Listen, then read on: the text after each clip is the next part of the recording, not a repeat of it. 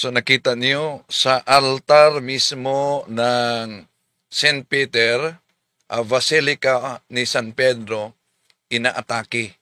No? Grabe talaga ang mga anti-Catholic ngayon.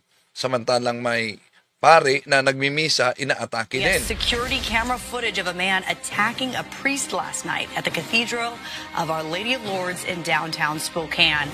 While the entire cathedral was shaken by last night's attack, Father David Gaines was able to deflect the punch and did not suffer injuries. So, grabe talaga ang pagdubli ngayon ng mga anti-Catholic sa paligid, mga kapatid. So, tabayanan ninyo, pasok tayo ngayon sa ating mga kasama dahil formation ngayon ng CFD Diocese of Lawag, no? So ngayon tatalakayin natin ang may kaugnayan sa the marks of the true church founded by Jesus Christ. So kumusta sa lahat na mga suking taga subaybay? Welcome po. At pasok na tayo sa punto 4 po. Ito, mahaba kasi na paksa ngayon. No? So, connecting muna tayo sa apologetic seminar sa Diocese of Lawag. Okay.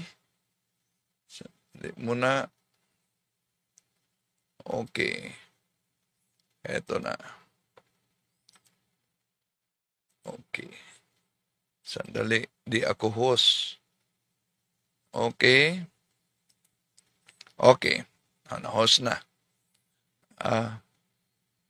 Good evening, sis Helda. At sa mga kasama natin dyan sa Lawag. Kumusta, nakapasok na ba? At sa lahat ng mga pumasok ngayon. So, live tayo ngayon Live tayo ngayon sa Pananampalataya at Katuwiran Facebook page at sa YouTube channel para sa ating formation sa mga CFD Lawag. Kumusta yung signal ko diyan, si Zelda? Nakapasok na ba mga kasama natin diyan?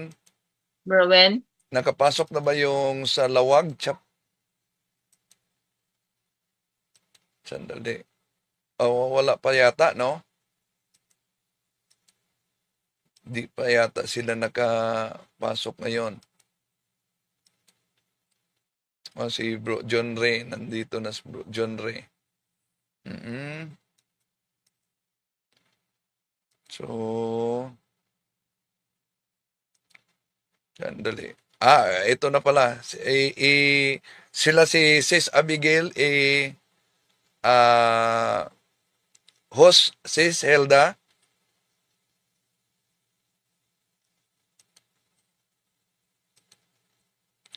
Okay, Sis Abigail, ask to unmute. Okay. Sandali muna, no? Hintayin muna natin ang ating mga kasama na kuho sila, sis? Hindi na kasi si Brother Wendell. Okay. Ito lang sa Pero sis Abigail? Sis Abi?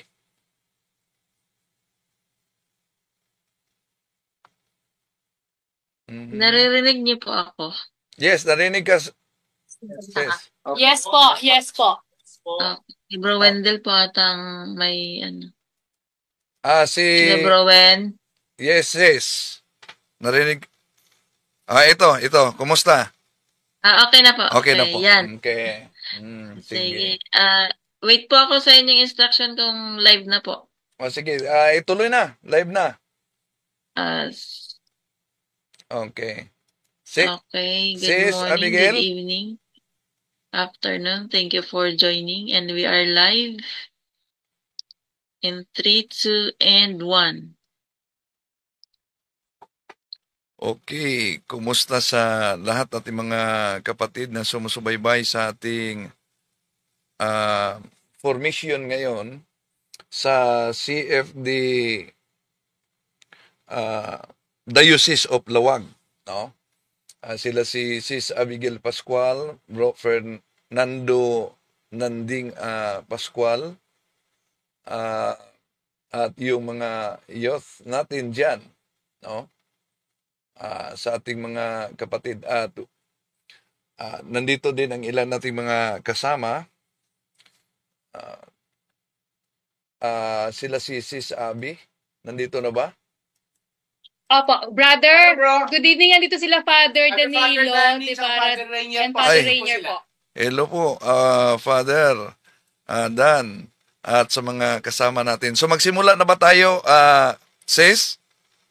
Opo. Brother. Okay. Sorry na. Hello, Bro Nading. Okay na ba ang audio ko? Opo. Loud and clear, brother. Okay, sige. Magsimula na tayo. At simulan natin sa panalangin. In the name of the Father, and of the Son, and of the Holy Spirit. Amen. O August Queen and Our Lady of Angels, who receive from God the power and mission of crushing the head of Satan, we humbly beg you to send us heavenly legions with Saint Michael the Archangel as head, so that under your orders, they may chase the demons, combat them everywhere, and refresh their boldness, and drive them back into the abyss. Who is like God? O God and tender Mother, you shall always be our love and our hope. O Divine Mother, send your holy angels to defend us, and to drive away from us the cruel enemy. Holy angels and archangels, defend us and guard us. Amen. In the name of the Father, and of the Son, and of the Holy Spirit. Amen. Okay, naka-live tayo ngayon, mga sandali. Camera footage of a man attacking a priest last night at the Cathedral of Our Lady of Lourdes in downtown Spokane. While the entire Yung pinakita ko sa inyo, yung pare na nagmimisa na inaatake, no, grabe na talaga, dubli-dubli na ang ginawa ng mga anti-Catholic ngayon. So, habang nagmimisa, ito, inaatake siya, no, sa isang tao. Grabe talaga. Kasama yung obispo pala. Atay sa ulat. At bago pa lang, baka nakita na ninyo ito, sa loob mismo ng St. Peter's Basilica, ito, nagwala. Makita ninyo. Doon mismo sa altar. Ito talaga ang ginawa. Grabe, no? Ginawa niya sa loob mismo ng altar ng St. Peter Basilica sa Vatican. Nagkagulo talaga doon. Makita ninyo, mga kapatid. So, grabe ang mga ginawa nila. Nagdoble na talaga ngayon ang mga anti-Catholic. At sa pagkakataong ito, mga mahal na kapatid at sa lahat ng mga sumusubaybay sa atin, ating tatalakayin sa pagkakataong ito ang mga palatandaan sa tunay na iglesia. Paano natin makilala ang tunay na iglesyang tatag ng ating Panginoon Jesucristo? Ito ba'y sa pangalan ng ating Panginoong Jesucristo? Kung maalala ninyo, may babala na ang ating Panginoong Jesucristo noon pa man. Ayon sa unang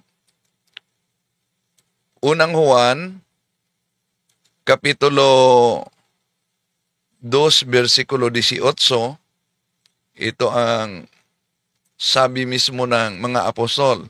No? Munting mga anak, ito na ang huling oras. gaya ng inyong narinig na darating na ang Antikristo. Kahit ngayon, marami ng Antikristo. Kaya nalalaman natin na ito na ang huling oras.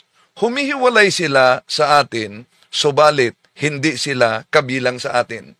Sapagkat kung talagang kabilang sila sa atin, mananatili sana silang kasama natin. Ngunit, umalis sila upang mahayag na silang lahat ay hindi kabilang sa atin.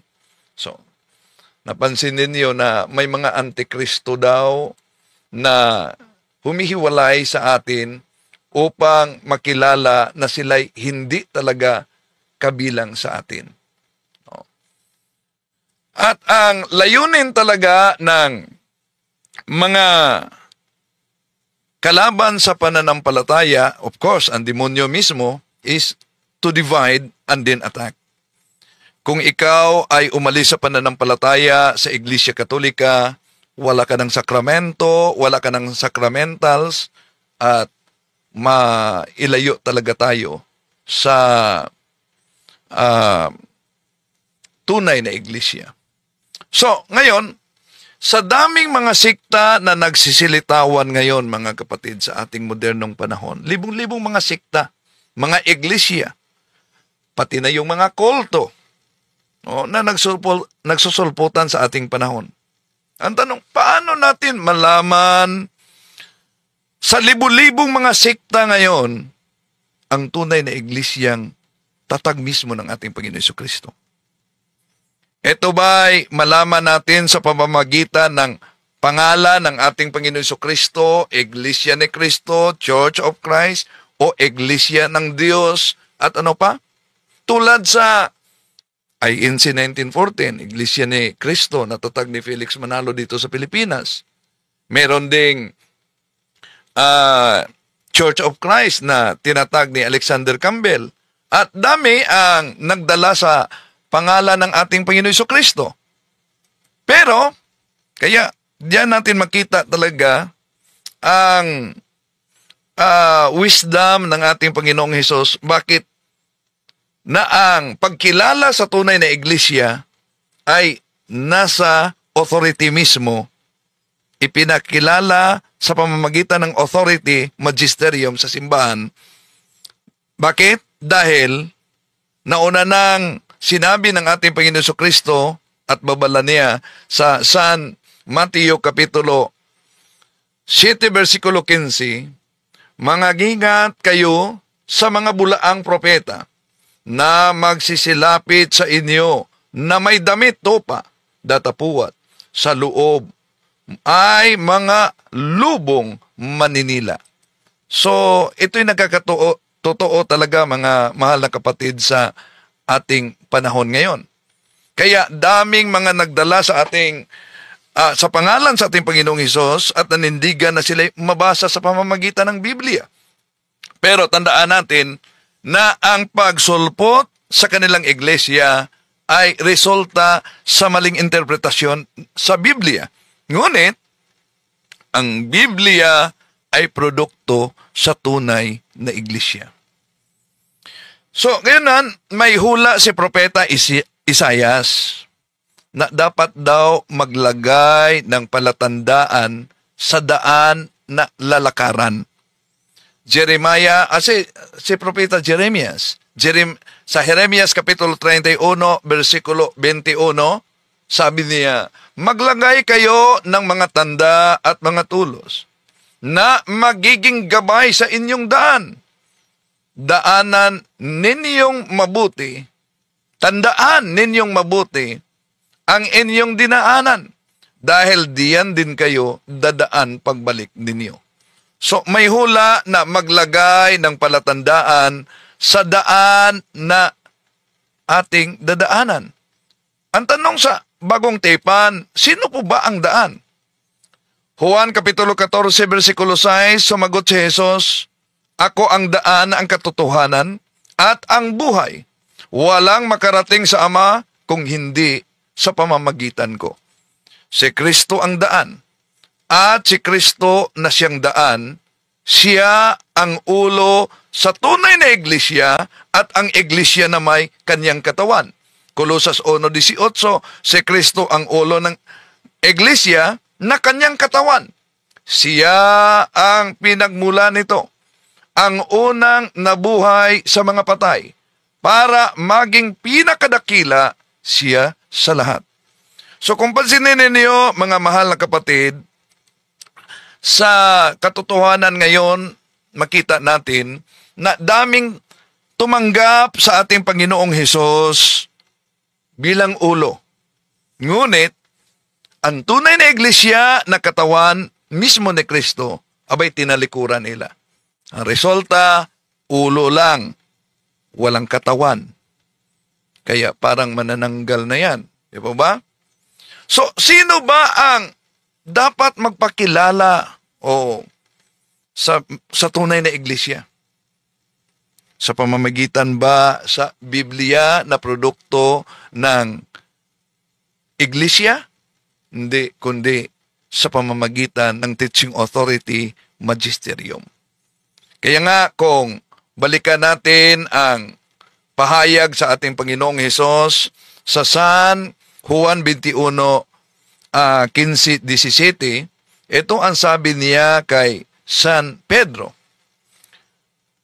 Pagkakain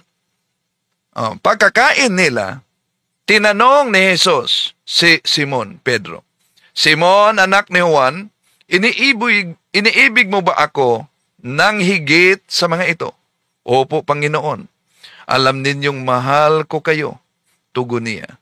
Sinabi sa kanya ni Hesus, "Kung gayon, pakainin mo ang aking mga tupa." 3 bisis ito tinanong ng ating Panginoong Hesus at sinabi niya, "Pakainin mo ang aking mga tupa." Ano po bang ibig sabihin pakainin ang tupa? Jeremiah chapter 3 verse 15 sa Version Bible, "And I will give you pastors according to my own heart, and they shall feed you with knowledge and doctrine." Ang pagpakain pala sa tupa, "They shall feed you with knowledge and doctrine." Kaya yun ang dahilan kung bakit sa Konselyo Vaticano sa 1870, idiniklara ng simbahan. At yun ang gagamitin, itong aklat na ito, sa mga anti-Catholic. Magaling sila mag-research, pero di lang magaling umunawa. Sa pahina 191, ito kasi ang gagamitin nila, mga mahal na kapatid. Dahil mabasa daw na ayon sa naturang aklat in 1870 at the Vatican Council, the bishops assembled unanimously decided upon this official name, the One Holy Catholic Church, as descriptive of Christ Church. So, sabi na idiniklara lang ng mga pangulo ng simbahang Katoliko ang One Holy Catholic Church at tinalikuran ang pagiging tunay na iglesia ni Kristo daw. At pinalitan sa One Holy Catholic Apostolic Church. Yon ang palatandaan na natalikod ang tunay na iglesia. Pero, totoo ba na tinatalikuran natin ang ang tinatawag na iglesia ni Kristo na paglalarawan sa tunay na iglesia? Hindi, dahil ginagamit nila ang pahina 191, pero kung simulan natin pagbasa ang Discourses of the Apostles' Creed sa pahina 180, itong mabasa natin. "Down through the centuries, the name Catholic or Universal has always been the same, distinguishing mark of the Church of Christ from other churches." See? Kaya pinutol nila. Kung idiniklara man sa otoridad ng simbahan sa 1870, hindi. Ibig sabihin, mga kapatid, na diyan nagsimula sa deklarasyon ang pagiging tunay na iglesia at yung mga palatandaan sa pagkilala ng tunay na iglesia. Dahil ang bata ay tao na kahit huli na siyang pinangalanan. Di po ba? Okay. So, isa sa mga palatandaan, dahil nabasa, ginamit nila ang Discourses of the Apostles' Creed, page 191, the bishops assembled unanimously decided upon this official name, the one Holy Catholic Apostolic Church, as descriptive of Christ Church. So, ang tunay na iglesyang tatag ng ating Panginoong Hesus ay iisa lamang, one. One of the common dogmas outside the Catholic Church is the dogma of indifferentism. Indifferentism is the notion that all religions are equally true. Pero hindi yan totoo because different religions contradict one another and contradictions can never be equally true. So, bakit mahalaga ang pagiging isa sa iglesyang tatag ng ating Panginoon Jesucristo? Dahil ayon kay San Pablo diyan sa 1 Corinthians chapter 12 verses 12 up to 14. Ituloy natin sa 20.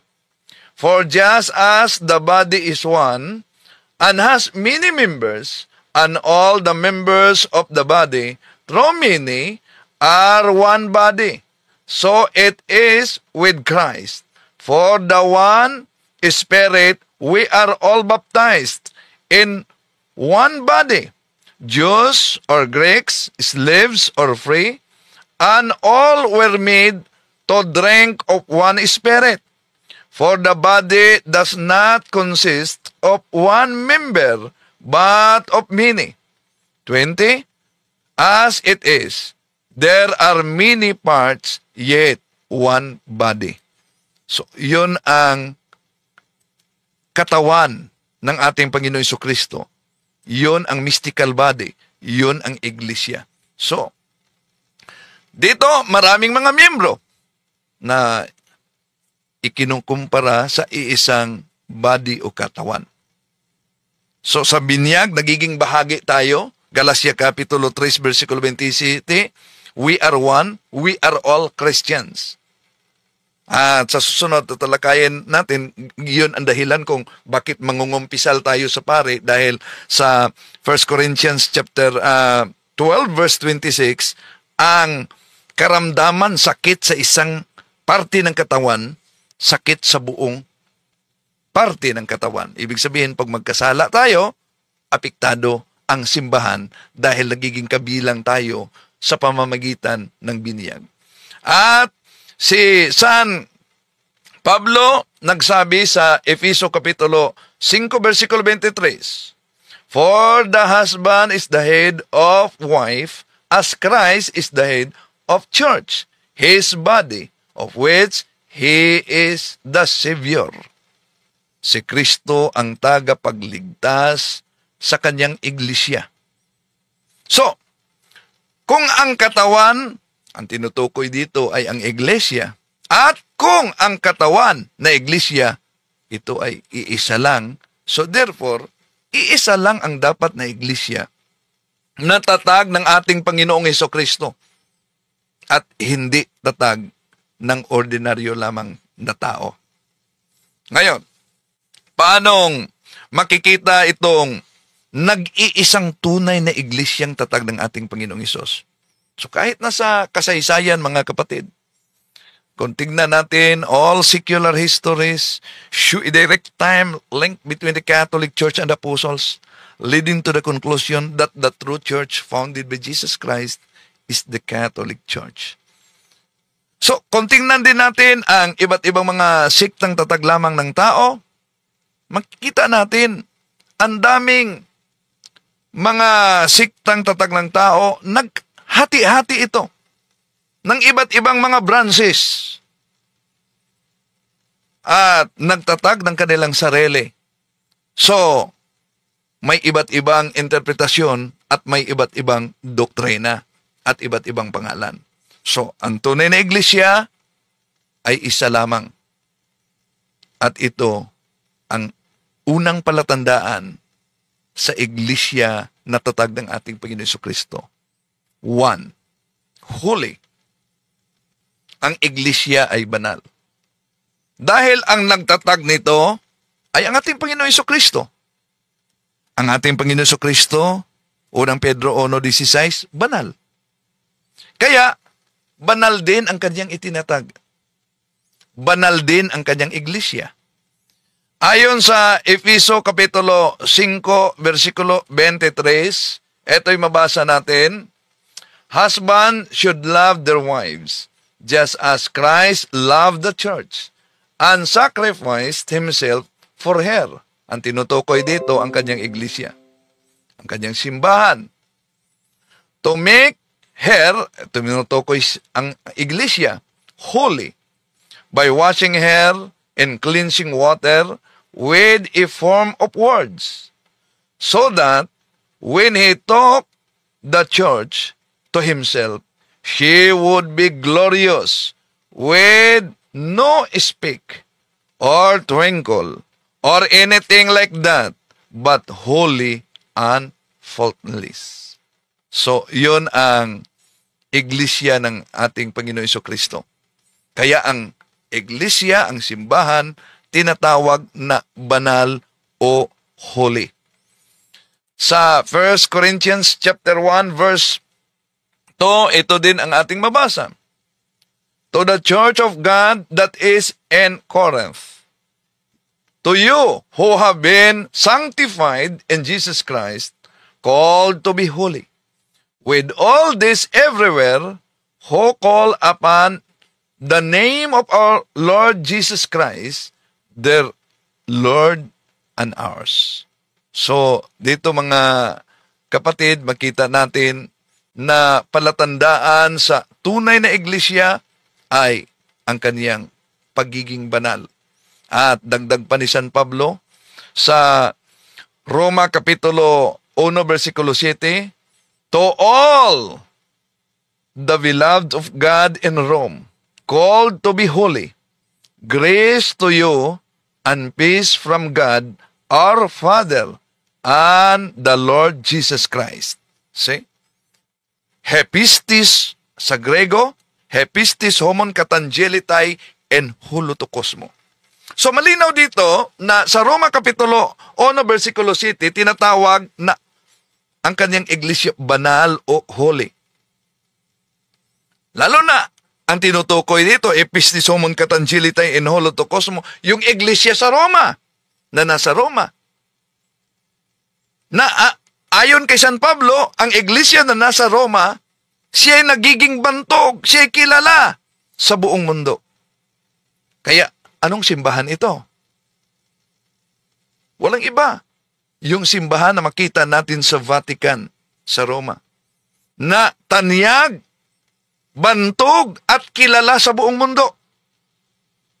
Walang iba, kundi ang simbahang Katoliko.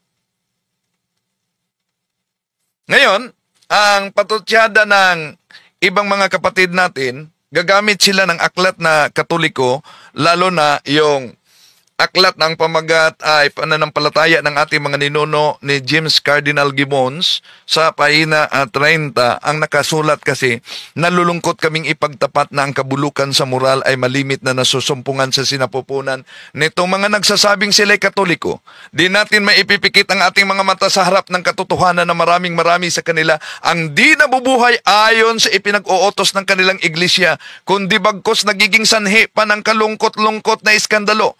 Dapat ng iskandalo'y dumating, ngunit sa aba nila'y nagiging daan ng mga ito.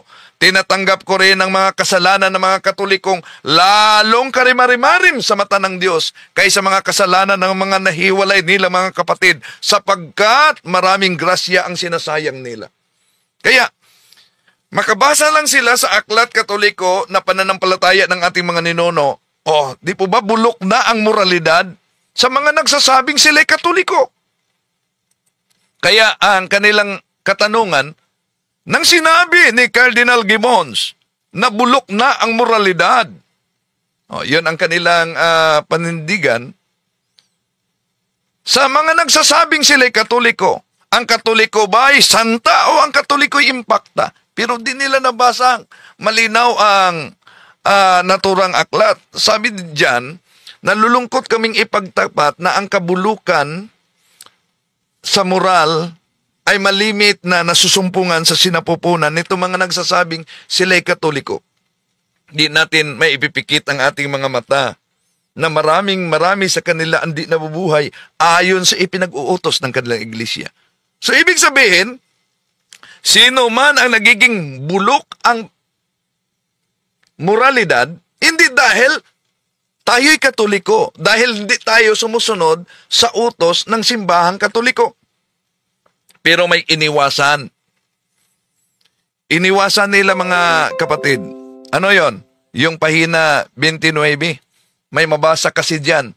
Ang pagkabanal ay isa ring tanda ng tunay na iglesia.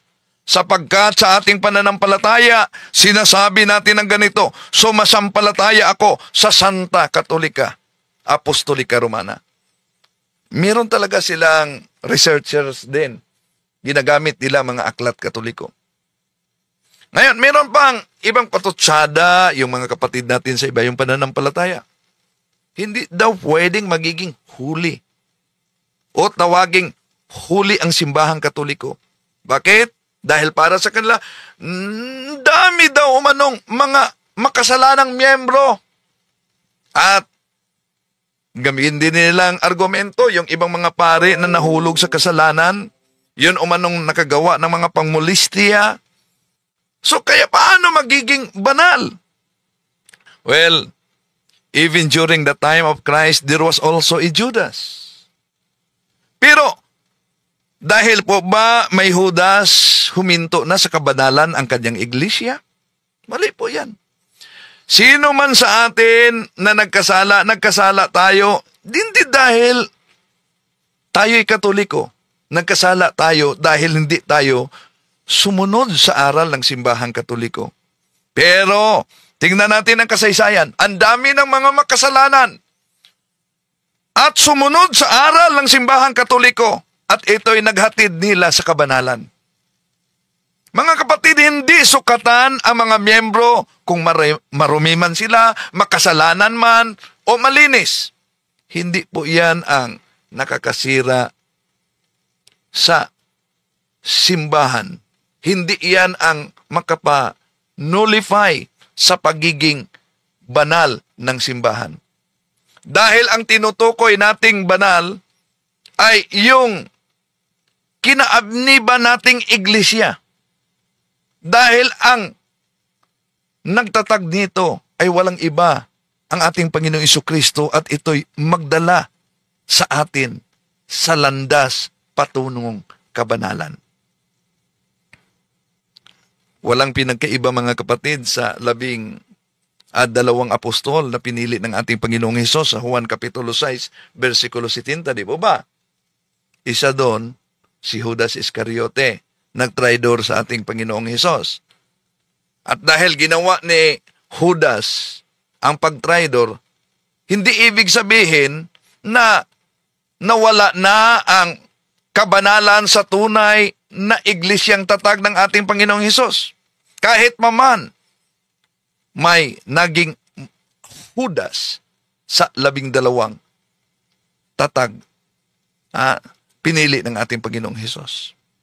Sa Efeso Kapitulo 3, versikulo 5, ito mabasa natin. Ito'y hindi ipinaalam sa mga tao noong mga nakaraang panahon. Ngunit, inihayag ngayon ng Diyos sa pamamagitan ng Espiritu sa kaniyang mga banal na apostol at mga propeta. Nawala na ba ang kabanalan ng mga apostolis dahil lang may Judas? Hindi.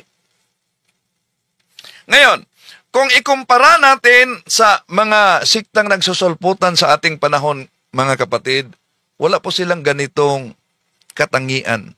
Wala po silang ganitong palatandaan. Kahit pa nag-claim sila na ligtas na yung iba, pero wala silang sakramento. Lalo na ang Eucharistia, ang pagkain sa ating kaluluwa, na siguradong magdala sa atin sa daan patungong langit. Di ba? So, sa dami nga ngayon ng mga sikta, lalo na yung mga siktang tatag lamang ng tao, karamihan galing sa simbahang Katoliko. Tulad ni Felix Manalo. At diyan sa inyo si Gregorio Aglipay, no? Nagtatag ng PIC. Si Martin Luther. Oh. At iba pa mga nagtatag ng kanilang sikta, ng kanilang pananampalataya. At di yan ikapagtataka dahil 2 Corinto kapitulo 11 versikulo 12 hanggang 15, babala na yan sa mga apostolis na ni San Pablo na may lilitaw talaga mga kapatid na mga bulaang mga ngaral at di daw umano yan ikapagtataka. Bakit? Kahit si Satanas ay magkunwaring anghel ng liwanag, kaya di ikapagtataka na ang kaniyang mga alipin ay magkunwaring mga apostol. So, one, holy, and then Catholic. So, ang tunay na iglesia, ang tunay na simbahang tatag ng ating Panginoong Hesukristo, ito'y pangbuong mundo, pangkalahatan, o sa English ay throughout all. At ang argumento ng ibang mga anti-Catholic, mga kapatid, sabi nila, kung ang salitang Catholic universal, dahil nandyan sa Gloria Encyclopedia Volume 5, page 106, Catholic Church, Greek Catholicos Universal, term generally applied to the divine society founded by Jesus Christ. So, kung ang Catholic universal, si Satanas, universal din umano, so therefore, si Satanas, Catholic. Yun ang kanilang konklusyon. Mali. Dahil kung tignan natin, ang terminong Catholic, ang term Catholic, Gloria Encyclopedia, Volume 5, page 106, Catholic Church, Greek Catholicos Universal, term generally applied to the divine society founded by Jesus Christ.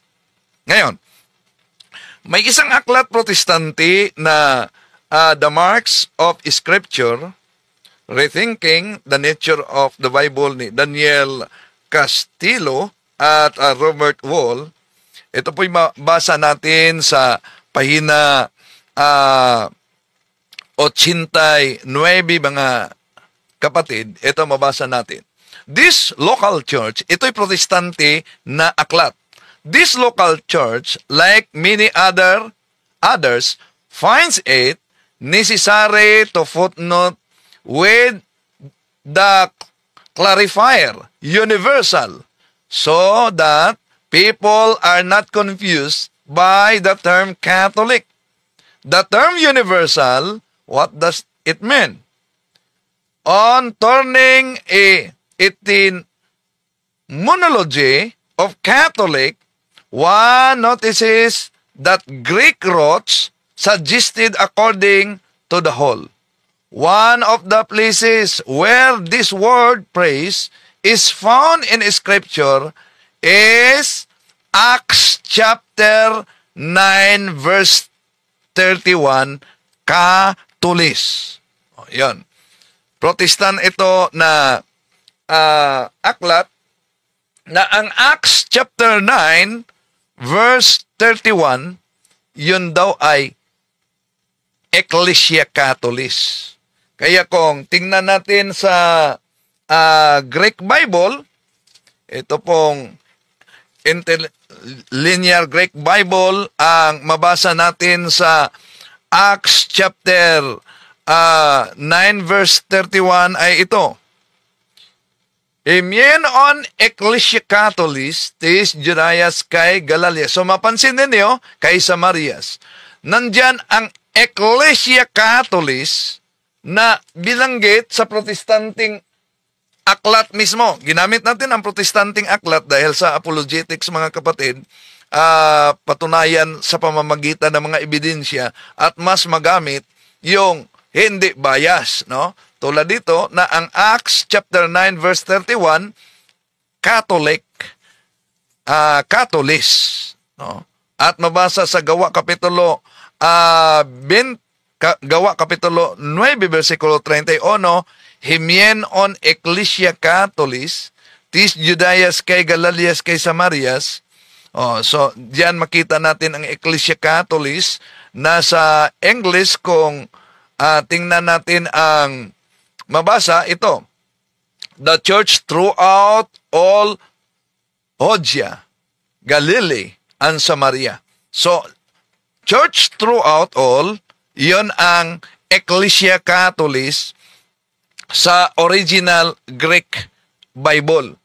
Pero, dahil gusto nila letra por letra, may nabasa tayo sa Contemporary English Confraternity Bible, iyon ang sinabi nila, daya, dahil may mabasa. Ang doktrina ng simbahang Katoliko, hindi tayo letra por letra dahil hindi tayo Bible alone. Pero ginamit natin ang iba't ibang salin kahit nasa salin ng Protestante, halimbawa ito, Paraphrase on the New Testament. Ginamit natin dahil ito kasing mga kapatid natin sa ibayong pananampalataya, gusto talaga sila letra por letra.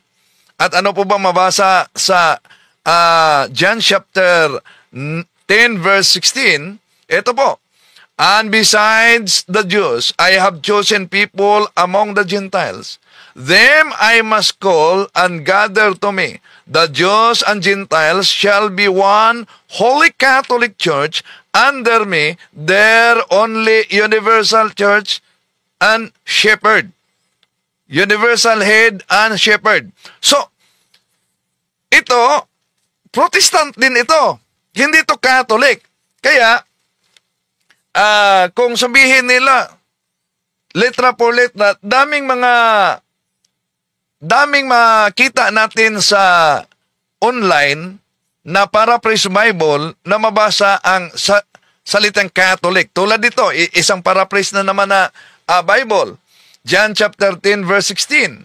Ito mabasa na, yea, my chosen people of the Jews are now my own and noted flock. But I have other sheep also beside you, even the Gentiles which are not of your fold, but shall have a fold of their own.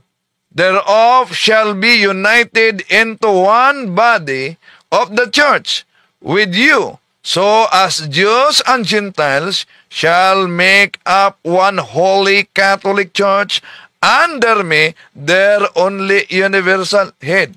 Ginamit natin yan, mga kapatid, dahil may mga ngaral kasi sa ibang sikta na di nila alam na kahit pala sa Protestante na salin, may mabasa na salitang Catholic.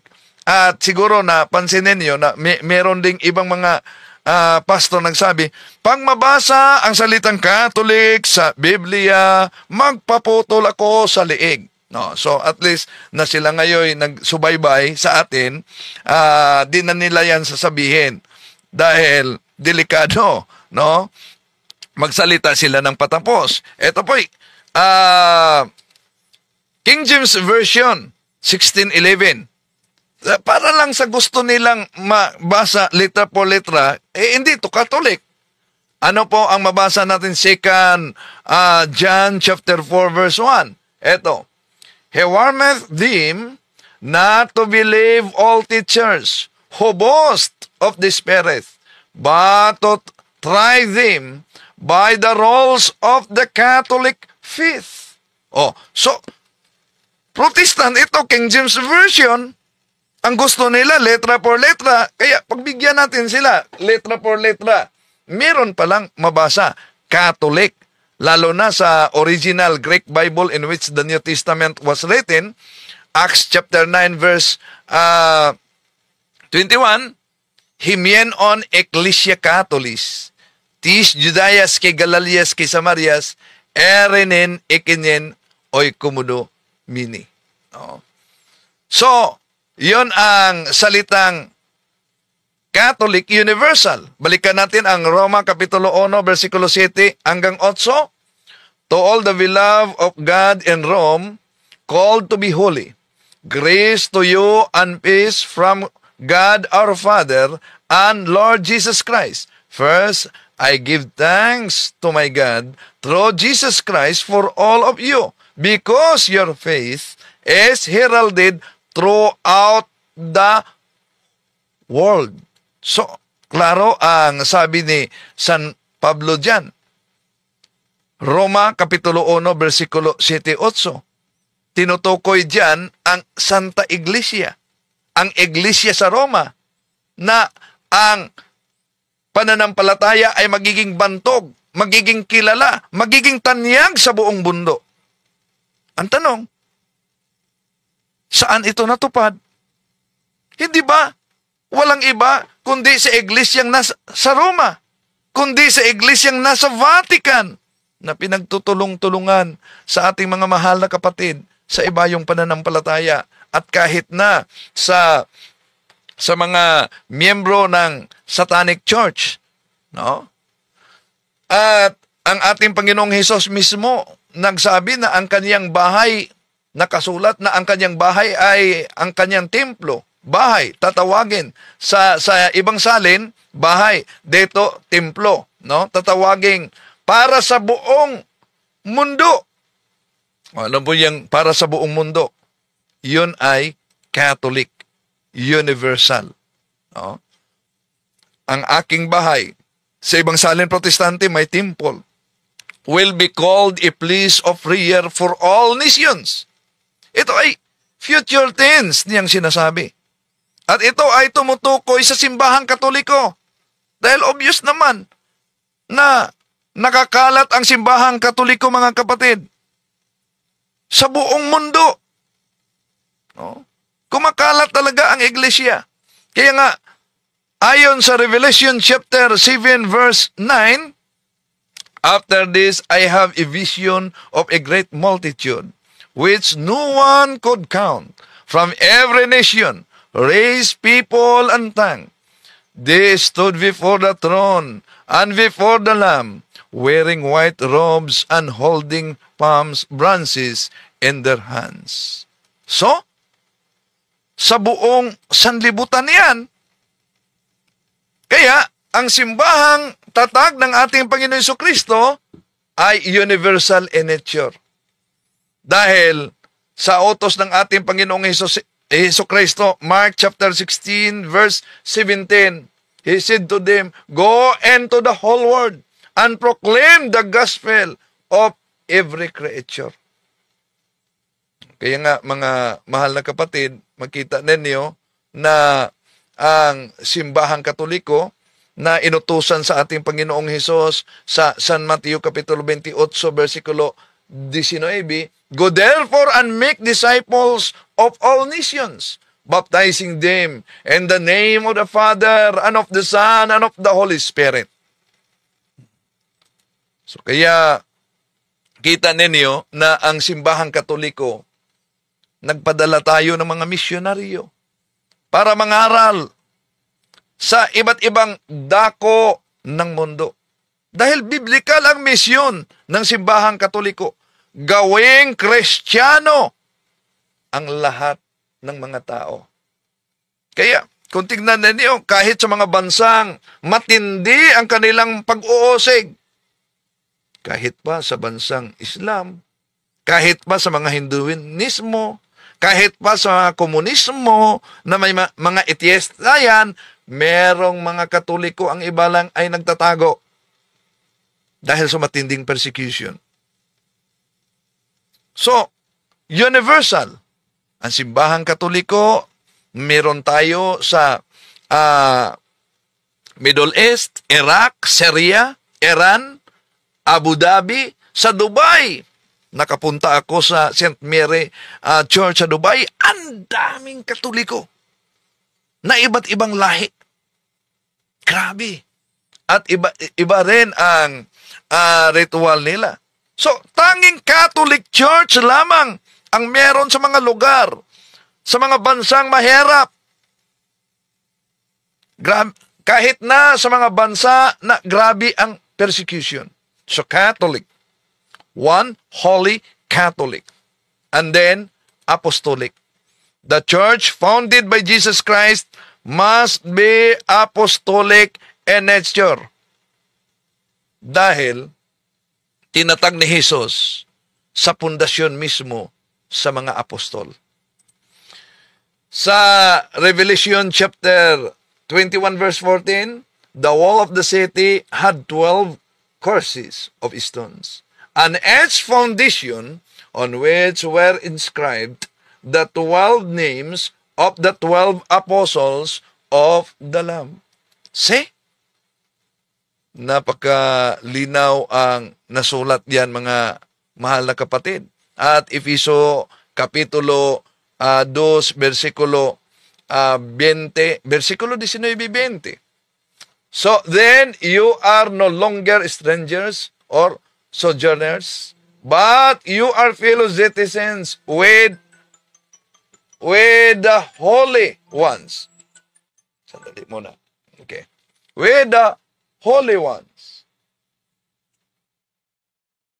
and members of the household of God, built upon the foundation of the apostles and prophets, with Christ Jesus himself as the capstone. So, na ang foundation ay mismo ang mga apostolis at ang mga propeta. Daniel 2:44, hinulaan na ang Diyos ay magtatag ng isang kaharian na di maagaw sa sino man, di magiba. Walang iba. At ito'y gigiba ng ibang mga kaharian. Ano po bang kaharian na nagiba sa pamamagitan ng simbahan? Ang kaharian ng mga komunismo, ang kaharian ng mga pagano, kahit pa na nakasulat sa Europe Before Modern Times by O'Brien, page 181, na the principal reason why the Roman state tried to crush the church was a political one. The Roman government oppressed the people and ruled by force. Such a government cannot permit an organization like the Catholic Church to exist. The Christians would not adore the state as supreme in all things, would not accept the emperor as God. So grabe ang persecution. Ngunit ang dugo ng mga martyrs ay nagiging binhi sa ating pananampalataya. Di talaga magiba. Bakit? Dahil nakatayo ang kanyang iglesia sa ibabaw ng bato. San Mateo 16:18, and I tell to you that you are Peter. Upon this rock I will build my church, and the gates of Hades will not overcome it. I will give you the keys of the kingdom of heaven. Whatever you bind on earth will be bound in heaven, and whatever you loose on earth will be loosed in heaven. See? Ang iba natin mga kapatid sa iba yung pananampalataya, ang batong binanggit dito sa Mateo 16:18, hindi si San Pedro. Dahil ginagamit din nila ang Greek. Kago disoy, ligo hotiso, iyo'y Petros, kay ipitaw ti Petra. Iba ang Petra, iba ang Petros. Yun ang kanilang argumento. Ginagamit din nila mga kapatid ang Latin. It igudiko kiato is Petros, it soperam Petra. So iba ang Petra, iba ang Petros. Kaya, yung batong tinutukoy dito ay hindi si San Pedro, kundi tumutukoy sa ating Panginoon Jesucristo. Pero tandaan natin na ang language ng ating Panginoong Hesus hindi Greek, kundi Aramaic. Ibig sabihin, bago isinulat ito sa Greek at bago ito isinalin sa Latin, Aramaic ang language niya. Nang sinabi niya kay San Pedro, na amar nalak dato kepa, we alhadi kepa ebniliti. So, kepa, bato, tumutukoy yan kay San Pedro. Ha? Okay. So, yun po mga kapatid, na must be apostolic in nature ang tatag ng ating Panginoong Hesukristo. Kaya, makita natin na tanging ang Iglesia Katolika lamang ang may legit na apostolic origin. Mula sa mga apostol, sa kasaysayan, kung tignan man natin, kaya nga, yung ibang mga kapatid natin sa ibayang pananampalataya, takot sila sa history. Bakit takot sila sa history? Bible alone lang sila. Dahil ayon kay John Cardinal Henry Newman, to be deep in church history is to cease to be a Protestant. Adversely, to cease to be deep in church history is to become a Protestant. Kaya kung tingnan natin ang unbroken line of succession, mga kapatid, makita natin na yung obispo sa Roma, si Pope Francis ngayon, 266 na successor yan ni San Pedro. Yung obispo o patriarka sa Constantinople, historically, successor yan ni San Andres.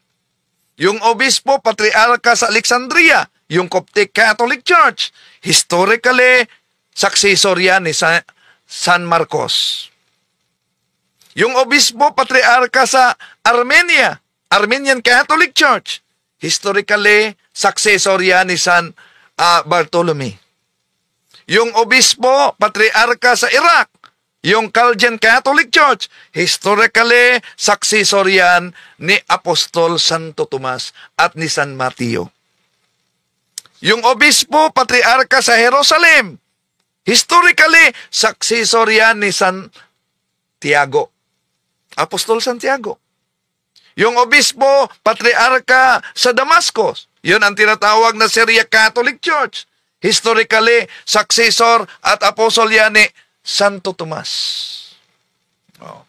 So, merong tinatawag na unbroken light. Lahat na mga churches na ito, mga kapatid, nag-iisang banal na simbahang apostolika katolika romana na may komunyon connected sa obispo sa Roma bilang kanilang leader. Yun ang Papa. Na ang salitang Papa galing sa Mateo 16:18, Pietri Apostoli Potestatem Accipiens. Si Pedro, apostol, tumanggap ng authority. Pwera lang sa Orthodox Church. Kahit na meron silang apostolic, kaso sila'y humihiwalay, umaalis sila sa leadership ng Roma, sa Santo Papa, 1,000 years ago na. Dahil sa mga iba't ibang mga issue.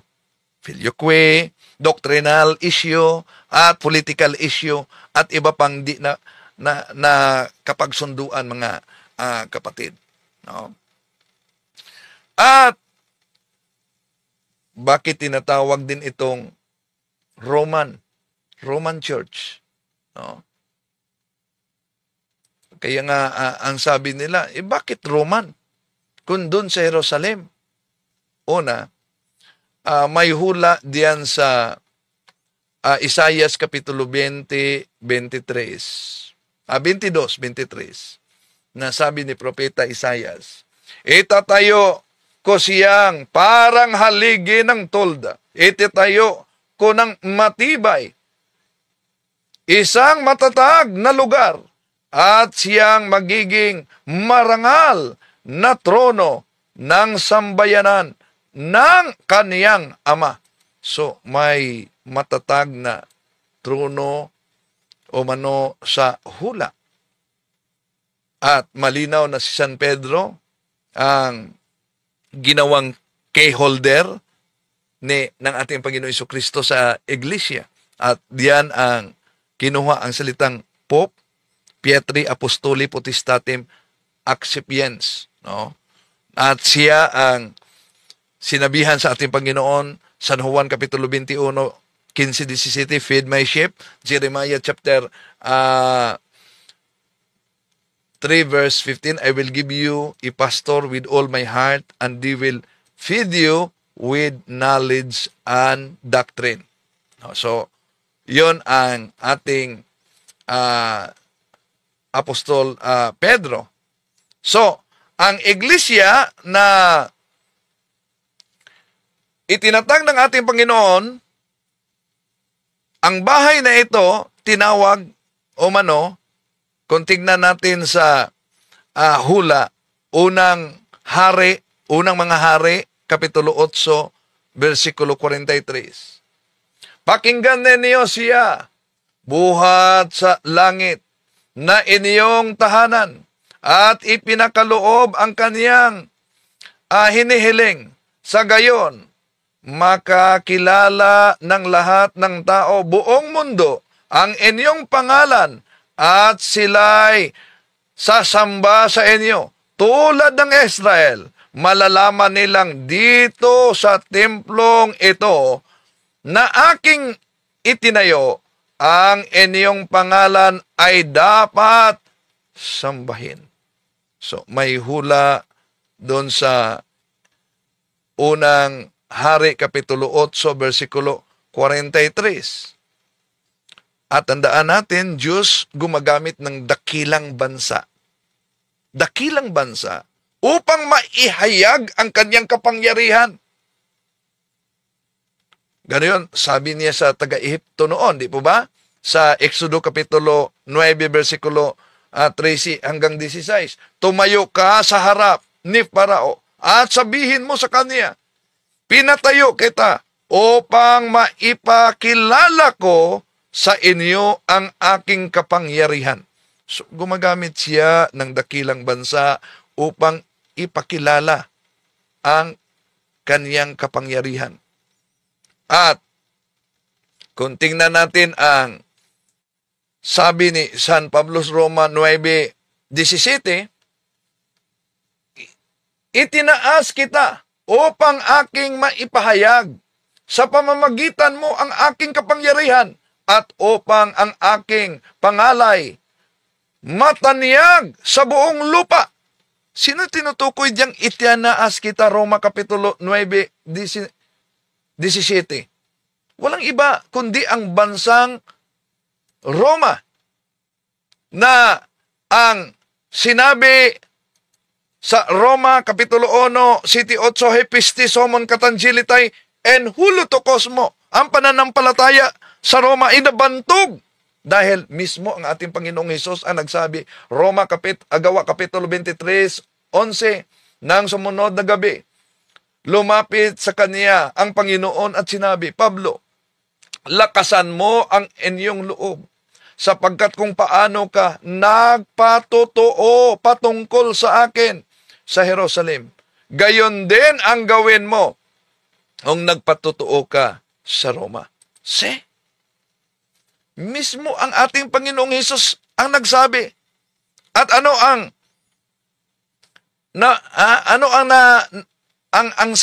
pagiging saksi ni San Pablo sa Roma? Roma 1, City 8, ang pananampalataya sa Roma ay nabantog sa buong sanlibutan.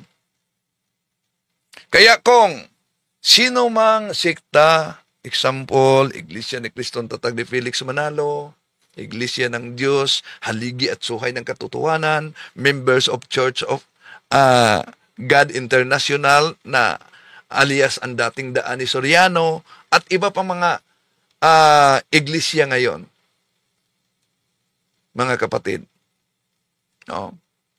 So, wala silang tinatawag na unbroken line of succession, maliban lang sa simbahang Katoliko, natatag ng ating Panginoon Jesucristo.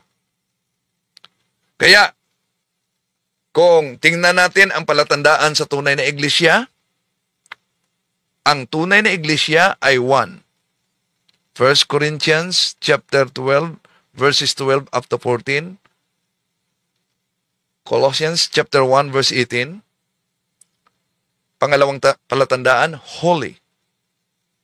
Ephesians chapter 5, verse 25, 27.